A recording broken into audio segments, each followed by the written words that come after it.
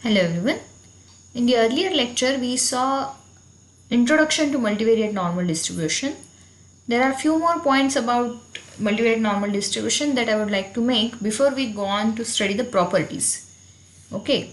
So one of them is we introduced, suppose Z is say p-variate standard normal vector.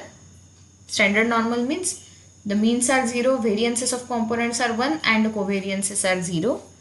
Then we introduced y as mu plus sigma raised to half into z, so that variance of y would become sigma raised to half variance of z into sigma raised to half prime. Because sigma is symmetric, this becomes sigma. Okay. So if we want variance of y to be sigma, we created square root matrix. How do you get square root matrix? You can try via spectral decomposition. Okay. I hope you remember the formula. Now, it doesn't have to be a square root matrix. What we basically need is, we need y to be mu plus some matrix b into z such that variance of y is sigma. But what is variance of y? It is b I b prime, which we need to be sigma. Hence, any b matrix such that b prime is equal to sigma suffices. Okay. So, it doesn't have to be so-called square root matrix. Any matrix b whose b prime product is sigma would do the trick. Okay, that can give me y from z. And where do we use this? We use this result mainly when we want to draw a sample from multivariate normal random vector. So getting a sample from standard multivariate normal vector is very easy. You just, every component is independent and identically distributed standard normal variables. So you just club them. And then from that you can construct a sample from your desired multivariate normal by introducing this equation. Okay, so there this b can help. So for example,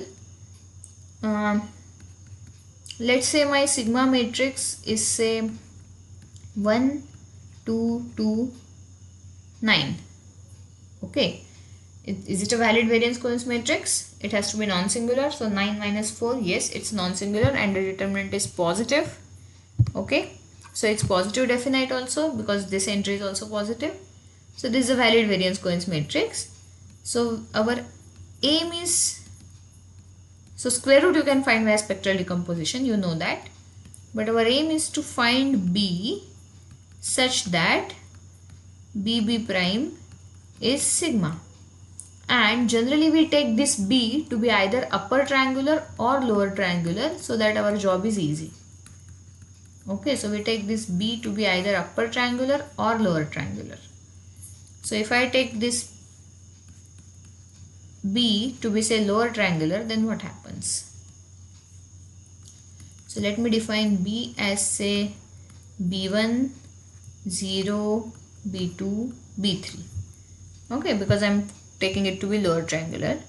Then I want b prime to be sigma.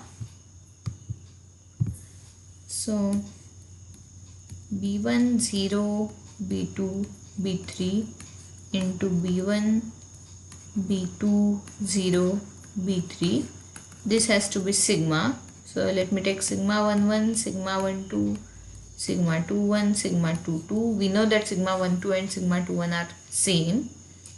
So this would be b1 square plus 0. So b1 square.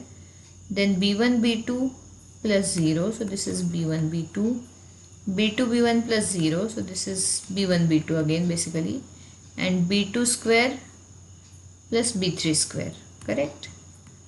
b2 square plus b3 square. So this has to be sigma 1 1, sigma 1 2, sigma 2 1, sigma 2 2. So how many unknowns and how many equations? I have 3 unknowns, b1 b2 b3. And I have 3 equations, correct? So b1 is directly square root of sigma 1 1, no worries there. So that makes B2 as sigma 1 2 upon B1, which is sigma 1 2 by square root sigma 1 1, and then B3 square would be sigma 2 2 minus B2 square. So B3 would be square root of sigma 2 2 minus B2 square is sigma 1 2 square upon sigma 1 1. Okay, this entire thing is inside square root. So I have a formula by which I could construct a B matrix. Similarly, you can construct upper triangular also, no worries, such that that B matrix can be used to obtain any p-variate normal vector from a standard multivariate normal vector, standard p-variate normal vector. Okay, so for 2 by 2 it is easy, so I did manually. For higher order matrices it may not be that easy, but still this is doable. In fact, it is known as Cholesky decomposition. You might have seen this in linear algebra, I don't know, but do check this out. You have an R command chol which produces this matrix. Okay, it's a triangular matrix with B prime equal to sigma or B prime B equal to sigma. Okay, so do check this out. Okay, now one more thing. We saw two definitions of multivariate normal vector in the earlier lecture. The first one is via PDF, the second one is via MGF.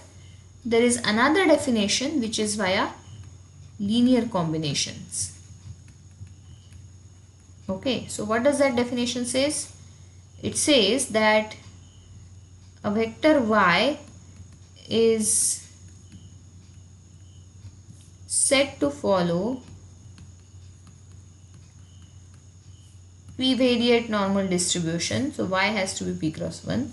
Y is said to follow p-variate normal distribution if L prime y follows univariate normal distribution with mean L prime mu and L prime sigma L for every L in Rp. Okay, so y is said to follow p-variate normal distribution with mean mu and variance coefficient matrix sigma if L prime y follows univariate normal with mean L prime mu and variance coefficient matrix L prime sigma L for every L in Rp. So if every linear combination of a vector is univariate normal, then we can say the original vector itself is multivariate normal, p-variate normal. Is it okay? Are you getting what I am trying to say? You may feel that, you know, considering all linear combinations is difficult, but believe me, many a times this seems to be an easier way to establish multivariate normality. You consider arbitrary linear combination, and if it turns out to be univariate normal, then you can safely claim that the original vector is p-variate normal. Okay, but we need to establish that this definition is indeed correct. MGF we derived, so we know the MGF definition is correct. So that is correct in the sense the MGF definition is equivalent to PDF definition, that we know because both of them can be derived from one another. So we have to try something similar here. So we will try to compute MGF of L prime y, and we will show that it is same as this, that is it indeed has normal distribution if the original vector is p-variate normal. Okay, and ideally we should do reverse way also, means if MGF of linear combination is taken to be same as MGF of normal, univariate normal, then we should be able to prove that the original vector would have p-variate normal MGF. Okay, but we'll do only one part here. So let X be defined as the linear combination L prime y. So mxt, this is scalar because X is scalar, will be expectation of e raised to tx. So this would be expectation of e raised to t L prime y. Now TL prime is another vector So TL prime, order of T scalar, L prime is 1 cross P. So TL prime is also 1 cross P. Let me call it B prime. Okay. Then this is expectation of e raised to B prime y. So if y is p-variate vector, then we know this MGF. So this will become e raised to B prime mu plus B prime sigma B divided by 2, because y is p-variate normal. So we know this form. Okay.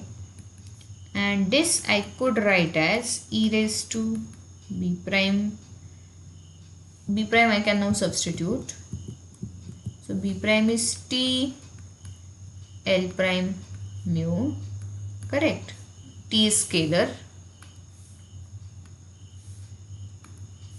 plus B prime is T L prime sigma, B is L T prime is T because T is scalar, by 2.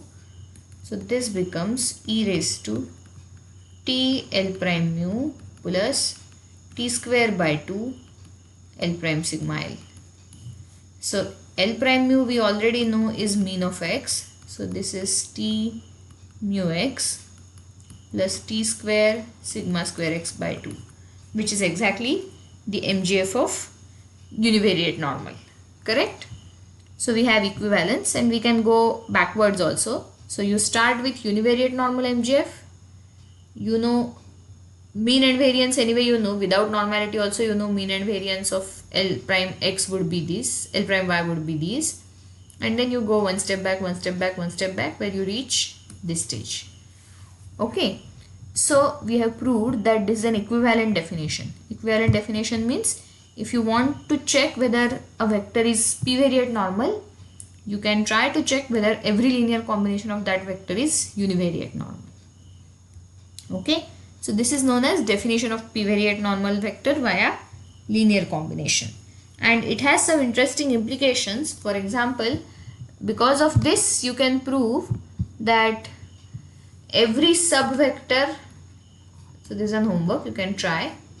So every subvector is normal. You can try to prove this. Every subvector means including the components. Okay. So this becomes a subcase of the earlier result. In fact, now another homework which you will need for this is what happens to distribution of AY if you have A as a matrix. Okay, so A is a matrix of order Q cross P, Y is P cross 1, where Q is less than P. Okay, you will need this for proving every subvector. So try to find out. Again, via MGF you can do. Via MGF it should be easily doable. Okay. So do try this. Today I will stop here. Thank you.